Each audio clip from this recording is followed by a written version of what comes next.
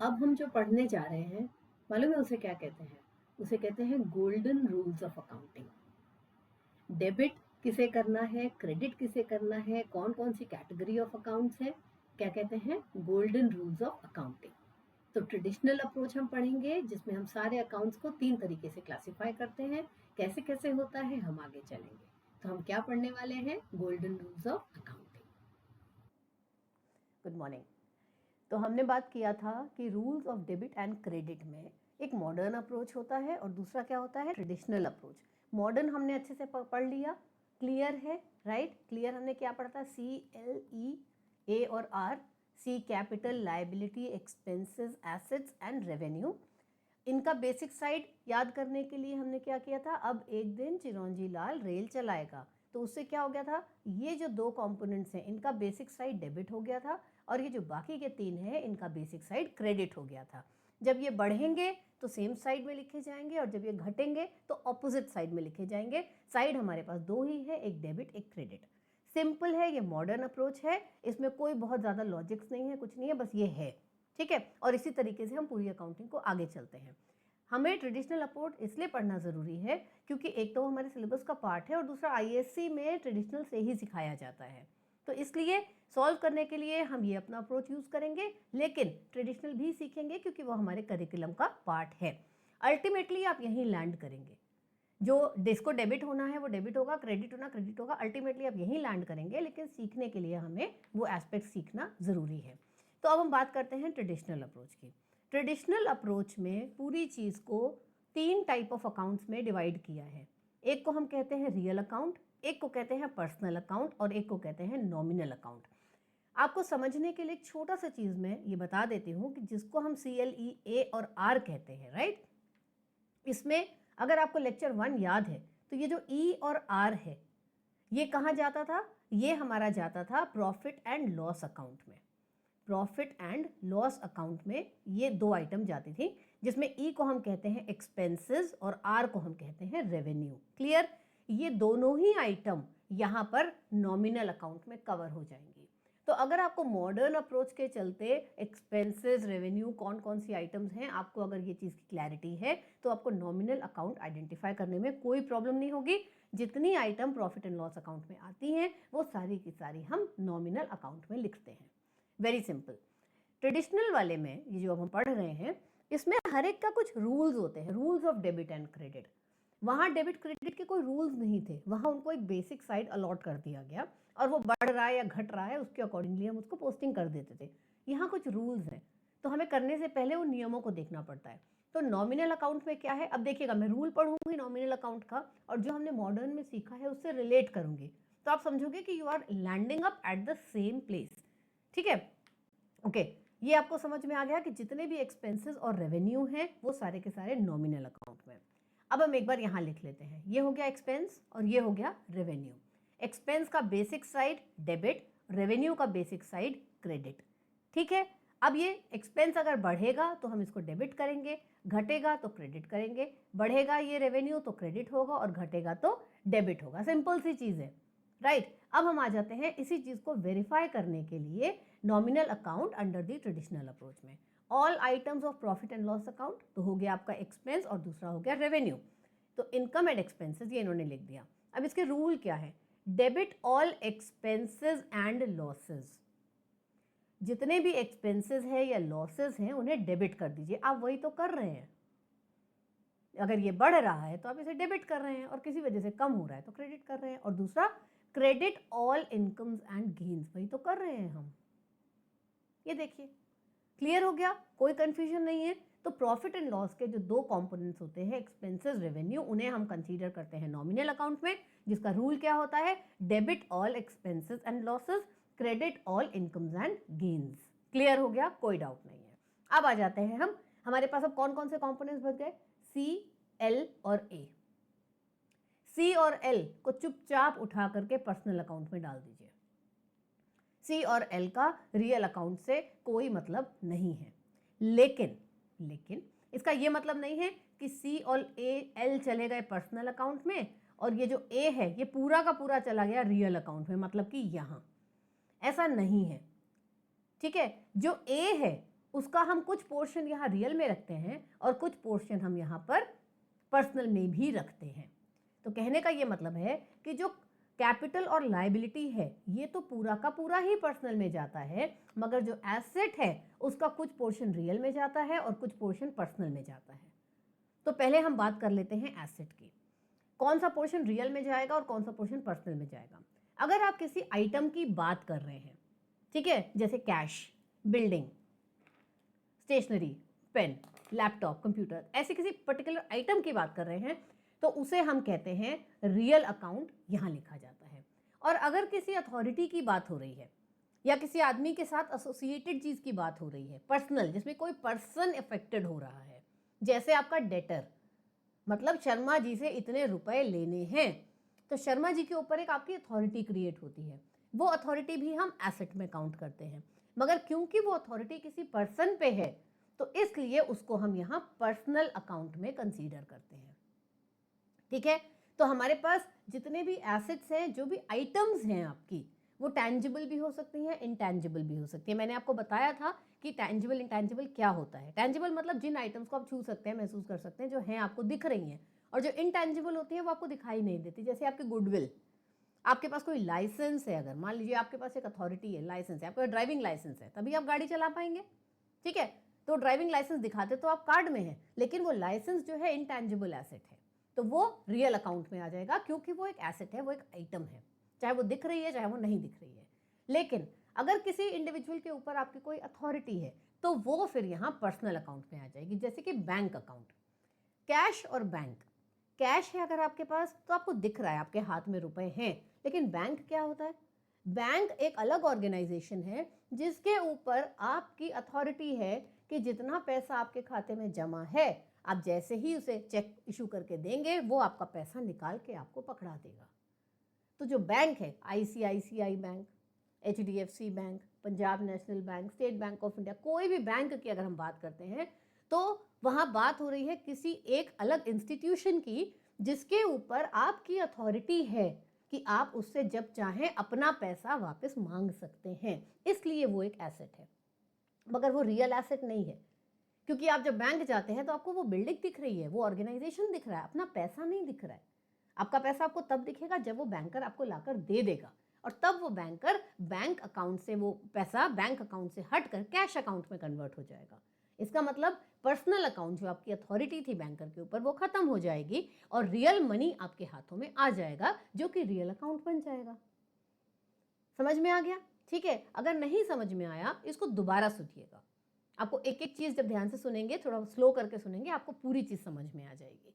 तो मेरा कोशिश क्या है कि मॉडर्न अप्रोच हम अच्छे से सीख चुके हैं, ट्रेडिशनल हमें ज़रूरत भर की सीखनी है, इसलिए मैं उससे लिंक करके आपको सिखा रही हूँ, ताकि आपको इसको कैलकुलेट करने में, बैकअप बनाने में आपको पता रहे कि आपका जवाब क्या है, वो आपको मॉडर्न के थ्रू मालूम है। यहाँ आपको सिर्फ उतना करना है कि आपका काम निकल जाए। ठीक है, तो ये हो गया हमारा। तो बेसिकली हमने क्या बोला, अब हम एक बार फिर से इसको क्लियर करके बात करते हैं। अब क्विक रिकैप। सबसे पहले हम बात करेंगे मॉडर्न अप्रोच में, जिसमें हमने लिखा था क्लियर, CLEAR। अब CLEAR यही है अकाउंट्स, मैंने आपको बोला था यही 5 पिलर्स हैं जिस पे पूरी अकाउंटेंसी टिकी है। तो ऐसा नहीं है कि ट्रेडिशनल अप्रोच में कुछ नया निकल के आ जाएगा, नया कुछ नहीं निकल के आएगा, उसी चीज़ को लिखने का सिर्फ तरीका बदल गया है। तो अब हम इसके सपोर्ट से ट्रेडिशनल अप्रोच को रिवाइज करेंगे। सबसे पहले मैंने ये 2 कंपोनेंट्स अलग करके रख दिए, क्योंकि ये है प्रॉफिट एंड लॉस अकाउंट के, और ये कॉलम इसके साथ चलता है nominal account, all items of profit and loss account, income and expenses हमने ले लिया, debit all expenses and losses, credit all incomes and gains. ये चीज़ हमारी क्लियर हो गई, खत्म। अब इसके बाद हम बात करते हैं CLA की। C और L, कैपिटल एंड लायबिलिटी, ये पूरा का पूरा पर्सनल अकाउंट में जाता है। ठीक है, ये आपके बैलेंस शीट का ये वाला साइड है, लेफ्ट हैंड साइड है। बैलेंस शीट के लेफ्ट हैंड साइड में आप C और L लिखते हैं, ये पूरा का पूरा पर्सनल अकाउंट कैटेगरी में जाता है। सारी पार्टीज इसमें आती हैं। आपकी कोई भी लाइबिलिटी है, मान लीजिए एक्सपेंसेस पेबल, सैलरी पेबल है, अपने सैलरी अभी देनी है, किसको देनी है, तो एक पार्टी क्रिएट हो गई। कैपिटल अकाउंट है, किसका पैसा लगा हुआ है, मिस्टर एक्स का पैसा लगा हुआ है, तो एक पार्टी क्रिएट हो गई, इसलिए ये हो गए पर्सनल अकाउंट। इसका रूल क्या चलता है, debit the receiver, credit the giver. जो आपको दे रहा है, क्रेडिट द गिवर, जो आपको दे रहा है उसे क्रेडिट कर दीजिए, और जो आपसे ले रहा है उसको डेबिट कर दीजिए। Credit the giver and debit the receiver. ये सिंपल पर्सनल अकाउंट के रूल हो गए।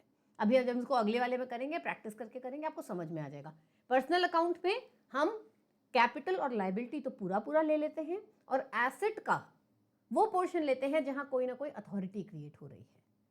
ठीक, अब आ जाते हैं तीसरी चीज पे, आखिरी चीज पे। ये जो अब एसेट है, इसमें मैंने बोला दो चीजें, हमने शुरुआत से यही पढ़ा था कि एक कोई भी सामान, कोई भी बिलोंगिंग जो आपके पास है, और दूसरा कोई भी अथॉरिटी आपके पास है। अथॉरिटी क्या होता है? किसी और के ऊपर आपका हक। तो जो किसी और के ऊपर आपका हक है, इसका मतलब वहां पर कोई एक इंडिविजुअल है जिसके बारे में हम डिस्कस कर रहे हैं। शर्मा जी से पैसे लेने हैं, उनसे पैसा लेना है, तो एक अथॉरिटी क्रिएट हो रही है। तो वो जितनी अथॉरिटी वाली चीज़ें हैं वो सब आ जाती हैं पर्सनल अकाउंट में, क्योंकि वहाँ हम किसी एक इंडिविजुअल पर्सन की बात कर रहे हैं। और जो सामान वाली सारी चीज़ें हैं, मेरे पास लैपटॉप है, मेरे पास कैमरा है, मेरे पास मोबाइल है, मेरे पास ये है, मेरे पास वो है, वो सारी चीज़ें आ जाती हैं रियल अकाउंट में। रियल अकाउंट का रूल क्या है? Debit what comes in, credit what goes out. जो आया उसे डेबिट कर दीजिए और जो गया उसे क्रेडिट कर दीजिए। आप एसेट में क्या करते हैं? आपका बेसिक साइड डेबिट होता है। जब एसेट आता है या बढ़ता है आप उसे डेबिट करते हैं, और जब वो जाता है तो उसे क्रेडिट करते हैं। तो डेबिट व्हाट कम्स इन, यही तो हम कर रहे हैं। जब कोई आएगा, एसेट बढ़ेगा, डेबिट किया। क्रेडिट व्हाट गोज आउट, जब कुछ जाएगा, एसेट कम होगा, उसको क्रेडिट किया। सिर्फ ये पर्सनल अकाउंट ऐसा है जहां पर थोड़ा सा एसेट और थोड़ा सा कैपिटल लाइबिलिटी दोनों चीजें मिक्स होकर के आती हैं।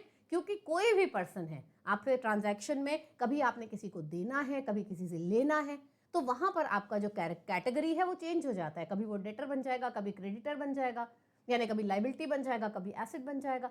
तो वहां जो चेंज हो रहा है उसकी वजह से ये पर्सनल अकाउंट बस है जहां पर दो एलिमेंट्स का मिक्स होता है। बाकी जो रियल अकाउंट है ये प्योरली एसेट है, सामान वाला एसेट। और जो नॉमिनल है वो पूरे एक्सपेंसेस और इनकम है, प्रॉफिट एंड लॉस अकाउंट वाली आइटम।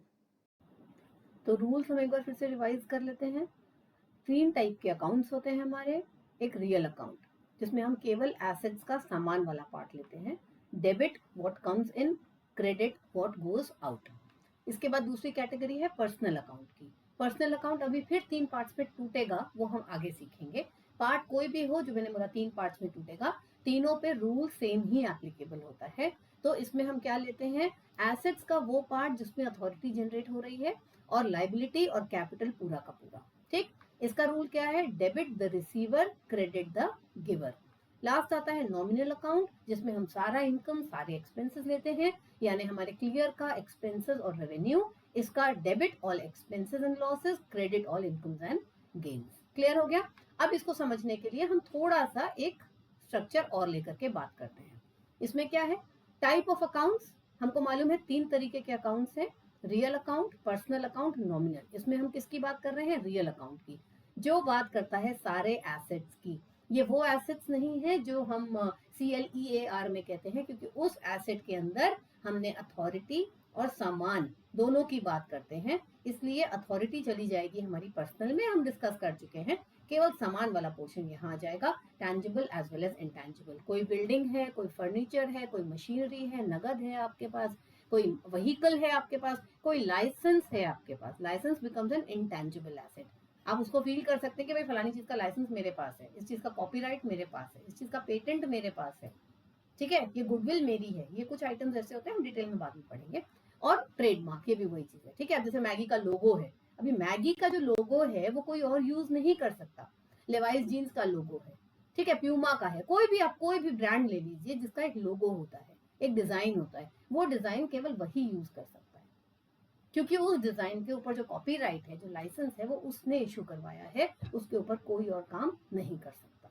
तो इस वो एक उसका एसेट है, उसकी स्ट्रेंथ है वो, लेकिन वो दिखता नहीं है, वो महसूस किया जाता है, सिर्फ वो एक फॉर्म है बस वो। ठीक है, समझ में आया? तो ये हो गया हमारे टाइप ऑफ अकाउंट, जिसको हम पढ़ रहे हैं रियल अकाउंट में। अब इसके बाद हम चलते हैं, तो रियल अकाउंट का रूल क्या होता है, एक बार बता दो। रियल अकाउंट का रूल है debit what comes in, credit what goes out, है ना?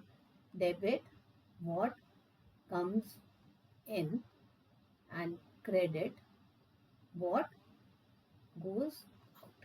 ये इसका रूल है। आप जब ये रूल अप्लाई करेंगे, आप देखेंगे, आप ऑटोमेटिकली CLEAR का जो A है एसेट, उसमें आप डेबिट को बढ़ता है तो डेबिट करते हैं, घटता है तो क्रेडिट करते हैं।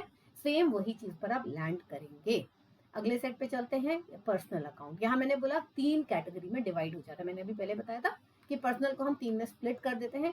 एक को हम कहते हैं नेचुरल पर्सन। नेचुरल पर्सन कोई भी एक इंसान, you me, we are all natural person. Artificial person, जहां एक कंपनी, बिजनेस, फर्म, पार्टनरशिप, ऐसी कोई चीज के आगे मेसर्स लग गया, हमने बात किया था।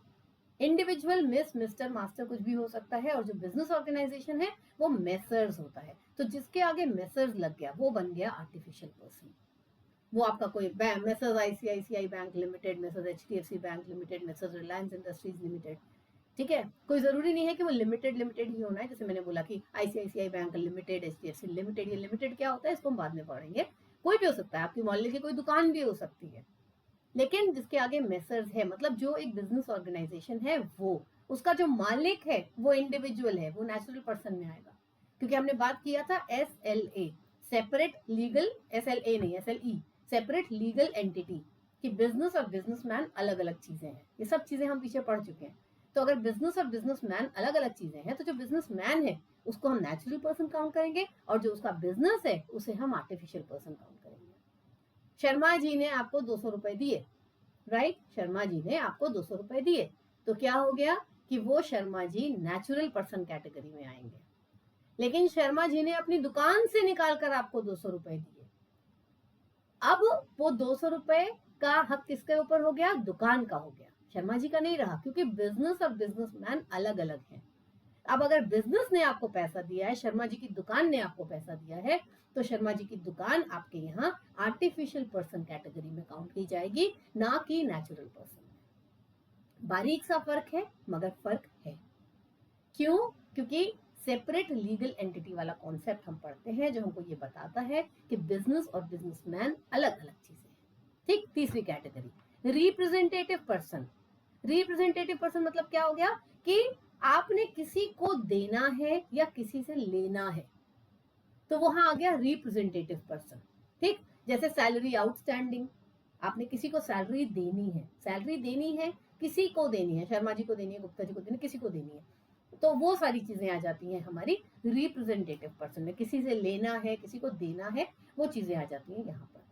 हाँ, तो हमने बात क्या किया था कि पर्सनल अकाउंट में हमारे CLEAR में से क्या क्या कवर होता है? पूरा कैपिटल। जैसे ये देखो, यहाँ ओनर अकाउंट बना दिया, ओनर अकाउंट बना देने से क्या हो गया? पूरा कैपिटल। तो ओनर का एक ही अकाउंट होता है, कैपिटल अकाउंट होता है।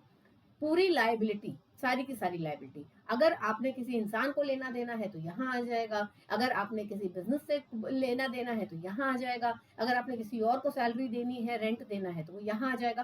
सारी लायबिलिटी पर्सनल में कवर हो जाती है। इसके अलावा क्या कवर होता है? एसेट का अथॉरिटी वाला पार्ट। अथॉरिटी मतलब किसी इंडिविजुअल या किसी बिजनेस ऑर्गेनाइजेशन के ऊपर आपकी अथॉरिटी। अगर किसी इंडिविजुअल पे अथॉरिटी है वो यहाँ आ जाएगी, किसी बिजनेस ऑर्गेनाइजेशन पे है तो वो यहाँ आ जाएगी, किसी इंडिविजुअल से आपको लेना देना है या उस कैटेगरी में है तो वो यहाँ आ जाएगा। बात खत्म। ठीक है। तो ये जो अकाउंट है नेचुरल पर्सन, जब आप किसी नाम से एंट्री करते हैं तो वो यहाँ काउंट होता है, लेकिन अगर आप ऐसे किसी हेड से काउंट करते हैं तो वो यहाँ आता है। फर्क कोई नहीं पड़ता है। फर्क इसलिए नहीं पड़ता क्योंकि पूरे पर्सनल अकाउंट का एक ही रूल चलता है, debit the receiver and credit the giver.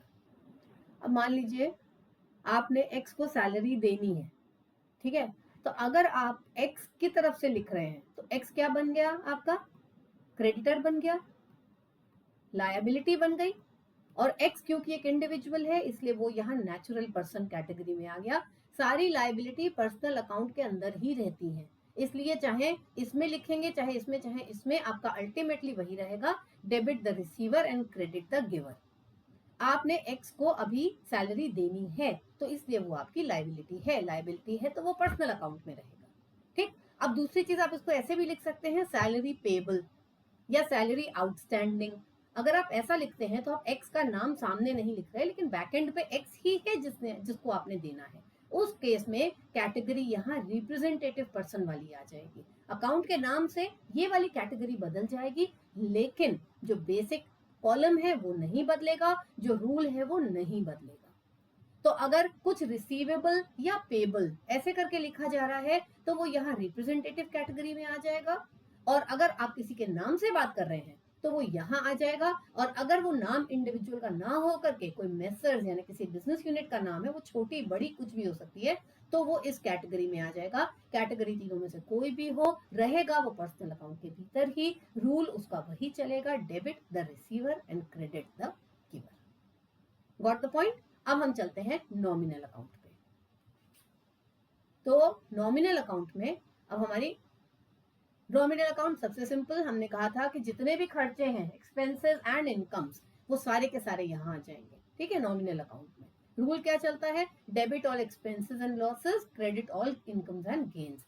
सारे खर्चे बिजनेस के, सैलरी, वेजेस, परचेज किया माल आपने, इलेक्ट्रिसिटी बिल, ये सब हम पहले डिस्कस कर चुके हैं। और सारी इनकम जो भी आपने कमाया, सैलरी से हो सकता है, कमीशन से हो सकता है, किराया आ रहा हो आपको, कुछ भी हो सकता है। ये तो कुछ एग्जाम्पल्स हैं केवल। रियल लाइफ में सिचुएशन हमेशा बदलती रहती हैं, क्योंकि बिजनेस छोटा हो या बड़ा, उसमें खर्चे बथेरे होते हैं, उसमें कमाइयां भी बथेरी होती हैं। बथेरी मीन्स वैरायटी बहुत होती है उसमें, तो इसलिए हम उसको कभी भी लिस्ट नहीं कर सकते।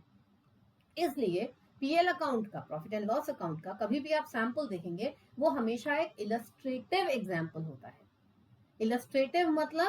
इलस्ट्रेटिव मतलब कि ये आपको सिर्फ एक आइडिया दे रहा है कि ये हेड्स हैं जो कैटेगराइज किए जाएंगे। इनकी पूरी लिस्ट आज तक कोई नहीं बना पाया, क्योंकि हर समय नए बिजनेसेस के हिसाब से नए नए खर्चे, नई नई कमाइयां जनरेट होती रहती हैं।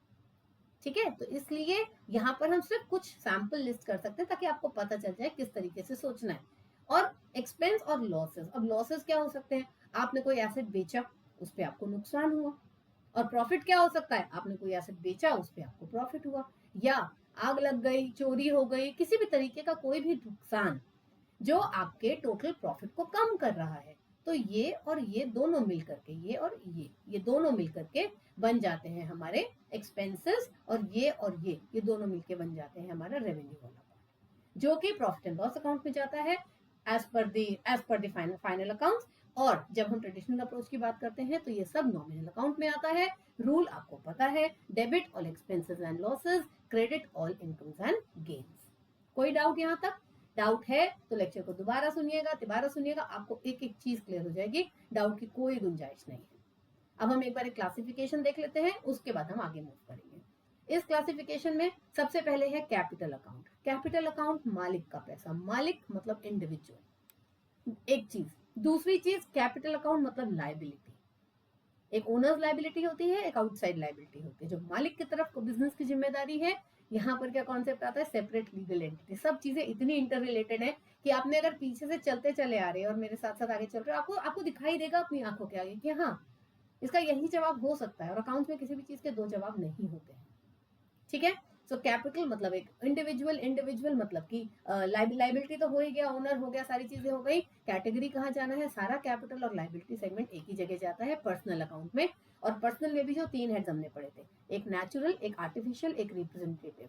क्योंकि पैसा एक इंडिविजुअल ने लगाया है, mister x, miss x, Mrs x, जो भी कुछ है, तो वो पर्सनल अकाउंट के नेचुरल पर्सन कैटेगरी में जाएगा। रूल आपको पता है, debit the receiver, credit the. Next, drawings क्या होता है, कैपिटल वो हुआ जब उसने पैसा इंडक्ट किया, बिजनेस में लेकर के आया, और ड्रॉइंग्स किसी भी वजह से वो पैसा निकाल के ले गया, तो वो कैपिटल अकाउंट का ही उल्टा साइड होता है। तो मालिक ने पैसा लगाया तो कैपिटल, मालिक निकाल के ले गया अपने पर्सनल यूज के लिए, तो ड्रॉइंग वो भी पर्सनल अकाउंट। कैश पेड है या कैश रिसीव्ड है, कैश है, कैश इज एन एसेट, इसलिए real account category. Debit what comes in, credit what goes out. तो ये वाला पे हो रहा है तो गो आउट हो रहा है, क्रेडिट व्हाट गोज आउट, तो ये क्रेडिट हो जाएगा। और डेबिट व्हाट कम्स इन, तो ये वाला डेबिट हो जाएगा, क्योंकि कैश रिसीव हो रहा है। ये रियल अकाउंट के रूल्स हैं। अगर इसी को हम अपने ACLRE मतलब क्लियर वाले एस्पेक्ट से देखें, मॉडर्न अप्रोच से, तो कैश क्या है, कैश एक एसेट है, हमको मालूम है। एसेट का बेसिक साइड डेबिट, अगर वो बढ़ेगा तो डेबिट और घटेगा तो credit. Debit what comes in and credit what goes out. Debit what comes in and credit what goes out. Simple. Okay, अगले पे चलते हैं। कमीशन पेड, ये क्या है, ये आपके लिए खर्चा है। Okay, so debit all expenses and losses. अब ये क्या है, ये आपके लिए नॉमिनल अकाउंट है, और इसको डेबिट ऑल एक्सपेंसेस, तो आप इसको डेबिट करेंगे। अगर अपने क्लियर वाले से देखेंगे तो ये ई है, ई का बेसिक साइड डेबिट होता है, वो बढ़ेगा तो डेबिट और घटेगा तो क्रेडिट। सारे खर्चों को आपको डेबिट करना है, लीजिए बात खत्म। कमीशन रिसीव्ड इनकम है, आपके क्लियर के हिसाब से रेवेन्यू है, क्योंकि आपकी कमाई हो रही है। तो अगर कमाई हो रही है, रेवेन्यू है, बेसिक साइड क्रेडिट बढ़ेगा तो क्रेडिट। और यहाँ पर ट्रेडिशनल अप्रोच के हिसाब से सारे के सारे नॉमिनल अकाउंट्स हैं। Debit all expenses and losses, credit all gains and incomes. ये इनकम है इसलिए क्रेडिट हो रहा है। Simple simple simple, very very simple. Okay, logic है, याद करने का कोशिश मत करिएगा, सिर्फ रूल्स है जो आपको याद करने हैं। डेबिट वगैरह जो मैंने अभी बताए थे आपको याद नहीं करना है, दिमाग लगाना है। ये जो खोपड़ी में ऊपर वाले माले में सामान भरा है ना, इसको खर्च करना है।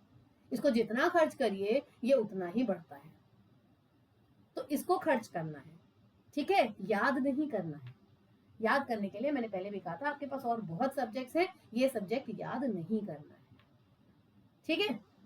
चलिए, परचेज अकाउंट। परचेज हमने पहले भी बात किया था, परचेज मतलब माल को खरीदना, वो माल जो आप बेचने के लिए खरीद रहे हैं, तो it is basically an expense for you. जब आप बेचेंगे तो आपको रेवेन्यू जनरेट हो जाएगा, और जब आप खरीद रहे हैं तो खर्चा हो गया। खर्चा हो गया इसका मतलब नॉमिनल अकाउंट डेबिट और एक्सपेंसेस एंड लॉसेस, खत्म हो गई बात। ये लीजिए नॉमिनल अकाउंट में आ गया। सेल का उल्टा हो गया, सेल हो गया रेवेन्यू। हमारे वहां पर रेवेन्यू होता है, रेवेन्यू जिसका बेसिक साइड हम क्रेडिट लेते हैं और बढ़ेगा तो क्रेडिट करेंगे। और यहाँ क्या होता है, यहाँ पर हम इसको नॉमिनल अकाउंट ट्रीट करते हैं, बिकॉज पीएल का जितना भी आइटम है वो सारा का सारा नॉमिनल अकाउंट में जाता है। रूल क्या होता है, debit all expenses and losses, credit all gains and income.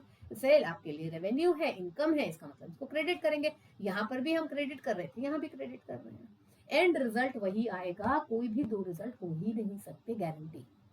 Next, furniture account. Furniture सामान, एसेट। एसेट रूल कौन सा बन गया, सबसे पहले कैटेगरी कौन सी आ गई, रियल अकाउंट।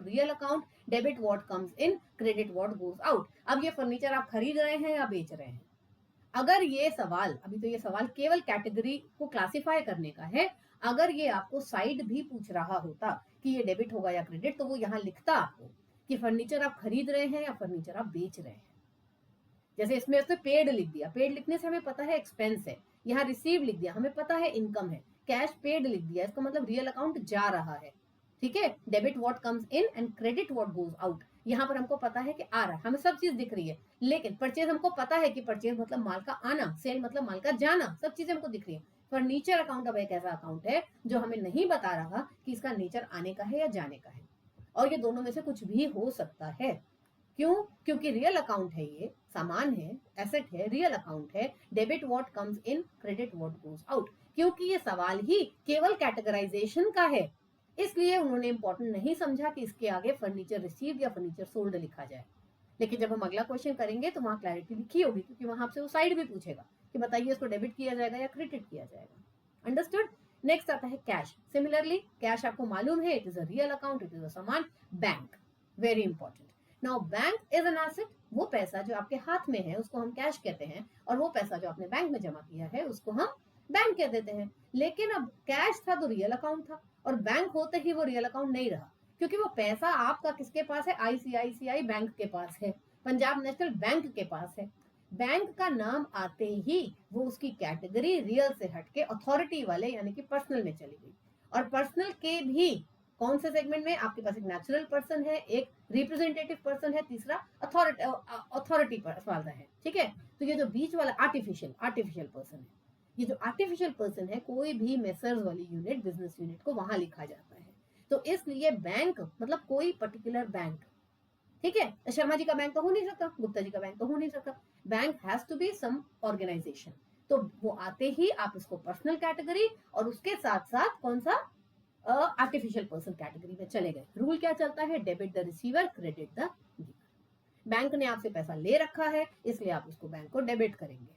बैंक ने आपसे पैसा ले रखा है, फिलहाल आप जब लेने जाओगे तब अलग बात है। अभी बैंक के पास आपका पैसा रखा है तो बैंक रिसीवर एंड में हो गया। अगर बैंक रिसीवर एंड में हो गया तो इसका मतलब है बैंक को हम डेबिट करेंगे। और इसको रिलेट करते हैं ACLR मतलब क्लियर वाले में जब हम चलते हैं तो बैंक हमारा क्या है, एसेट है। एसेट का बेसिक साइड डेबिट, बढ़ेगा तो डेबिट।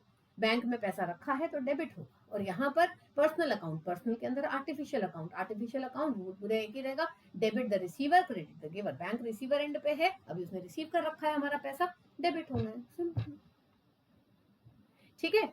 बैंक ओवरड्राफ्ट, अब बैंक ओवरड्राफ्ट क्या होता है, ये शायद हमने पहले डिस्कस किया था। आपने बैंक में 10,000 रुपए रखे, लेकिन अब आपको जरूरत है 12,000 की, तो आपने बैंक को बोला कि भाई 2,000 रुपए एक्स्ट्रा दे दो, बड़ी इज्जत का सवाल है यार, नहीं तो पार्टी कहेगी कि यार पैसा नहीं है तुम्हारे पास, तुम पेमेंट नहीं कर पा रहे, मैं आपको 2,000 रुपए पे ब्याज दे दूंगा, आप मुझे एक टेम्परेरी छोटा सा लोन दे दो, यही समझ लो, लेकिन मेरे 10,000 के बदले में 12 दे दीजिए, 2,000 जो आप फालतू दे रहे हैं मैं वो भी वापस करूंगा आपको, और साथ में उसके ऊपर आपको इंटरेस्ट भी दूंगा, मगर इस समय आप मुझे वो पैसा दे दीजिए। तो इस टाइप का जब हम टेम्परेरी अरेंजमेंट करते हैं बैंक से, उसे कहा जाता है बैंक ओवरड्राफ्ट।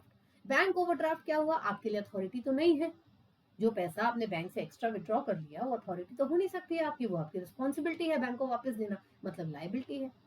ठीक, अब मैंने कहा था पर्सनल अकाउंट जो सेगमेंट है, पर्सनल अकाउंट में कैपिटल लायबिलिटी तो पूरे पूरे जाते हैं, और एसेट का थोड़ा सा पोर्शन जाता है वो जो किसी न किसी पार्टी से रिलेटेड होता है, जिसमें कोई इंडिविजुअल एसोसिएटेड होता है, वो पर्सनल अकाउंट में जाता है।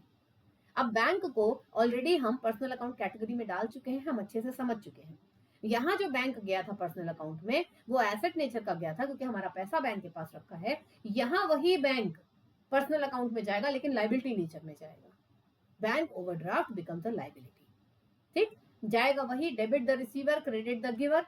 इस समय बैंक गिवर जोन में है, बैंक ने हमें पैसा दे रखा है, तो जब गिवर जोन में आ गया तो बैंक ओवरड्राफ्ट क्रेडिट हो गया। ठीक, और यहां पर अगर आप करते तो बैंक ओवरड्राफ्ट यानी कि रिस्पॉन्सिबिलिटी यानी कि लायबिलिटी, लायबिलिटी का बेसिक साइड क्रेडिट, बढ़ेगा तो क्या होगा, क्रेडिट। वहां पर हमने क्रेडिट किया, क्रेडिट द गिवर, बैंक ने हमें दे रखा है, बैंक इस समय गिविंग जोन में है, इसलिए क्रेडिट। और यहां पर अगर हम कर रहे होते तो लायबिलिटी होने की वजह से वो ऑटोमेटिकली क्रेडिट में हो जाता। सिंपल, दोनों चीजें रिलेटेबल हैं। अगर उससे जवाब नहीं निकल रहा, इससे निकालिए, इससे नहीं निकल रहा उससे निकालिए, लिखिए वही जो पूछा गया है। ऐसा ना हो कि आपसे पूछा गया ट्रेडिशनल और आप मॉडर्न शेप के आ जाए, गलत हो जाएगा। लेकिन आपको बैकएंड में पता है कि आपका रिजल्ट क्या आने वाला है, क्योंकि मॉडर्न अप्रोच आपने अच्छे से सीख लिया है। डेटर्स अकाउंट, डेटर अकाउंट एक अथॉरिटी होती है, अथॉरिटी मतलब आपका हक किसी और के ऊपर, आपने उसको माल बेचा है, आपको पैसा मिलेगा, तो जो सामने वाला है वो अभी रिसीवर एंड पे खड़ा हुआ है, उसने ले रखा है आपसे। ठीक है, रूल वही पर्सनल अकाउंट वाला, debit the receiver credit the giver. अगर ये जो डेटर है जिसके ऊपर आपकी अथॉरिटी है, ये अगर कोई इंडिविजुअल है तो मतलब कि एक इंसान है, अगर नेचुरल पर्सन कैटेगरी में आ जाएगा, अगर कोई ऑर्गेनाइजेशन है तो आर्टिफिशियल पर्सन कैटेगरी में आ जाएगा। रूल वही रहेगा, debit the receiver credit the giver. आज ये रिसीवर एंड पे खड़ा है, ठीक है, मतलब इसने ले रखा है हमसे, तो आज हम इसको डेबिट करेंगे, लेकिन जब ये हमको रिटर्न करेगा तो क्रेडिट द गिवर हो जाएगा। आज वो हमको दे रहा है पैसा वापस, तब हम उसी अकाउंट को क्रेडिट करेंगे। Nature of account bar bar change नहीं होता, जो एक बार सेट हो गया वही रहता है। अब अगर इसी डेटर को हम अपने क्लियर के हिसाब से देखें तो डेटर मतलब अथॉरिटी, अथॉरिटी मतलब एसेट, एसेट का बेसिक साइड डेबिट, बढ़ेगा तो डेबिट और घटेगा तो क्रेडिट। तो जब उसने हमसे पैसा लिया, मतलब माल लिया, अभी पैसा देना है, तो हमारा डेटर बढ़ रहा है, अथॉरिटी बढ़ रही है, इसलिए डेबिट। जब हमने यहाँ किया था डेबिट द रिसीवर, अभी वो रिसीवर एंड पे है इसलिए हम उसको डेबिट करेंगे, और जब वही वो पैसा हमें वापस करेगा तो वो गिवर एंड पे चला जाएगा, तो हम उसे क्रेडिट करेंगे। उसी तरीके से यहाँ अगर आ जाते हैं तो हमारी हमारी जो अथॉरिटी है वो कम हो जाएगी, जैसे ही वो हमें पैसा देगा। हमारी अथॉरिटी कम हो गई, मतलब हमारा जो एसेट है वो कम हो गया, कम हो जाएगा तो हम उसे क्रेडिट कर देंगे। दोनों चीजें एकदम पैरेलली चलती हैं, कोई भी कंफ्यूजन नहीं है। बार बार देखिए, इत्मीनान से देखिए, 2 बार देखिए, 3 बार देखिए, चीज आपकी ही है, समझ में आना बहुत इंपॉर्टेंट है, याद मत करिएगा, there is nothing to learn. 2 बार देखिए, 3 बार देखिए, इसका इस्तेमाल करिए, आ जाएगा, कोई दिक्कत नहीं है। ठीक हो गया यहाँ तक का, चलिए अब इसको हम यहीं क्लोज करते हैं। अब अगले में हम इसी के ऊपर एक होमवर्क लेंगे।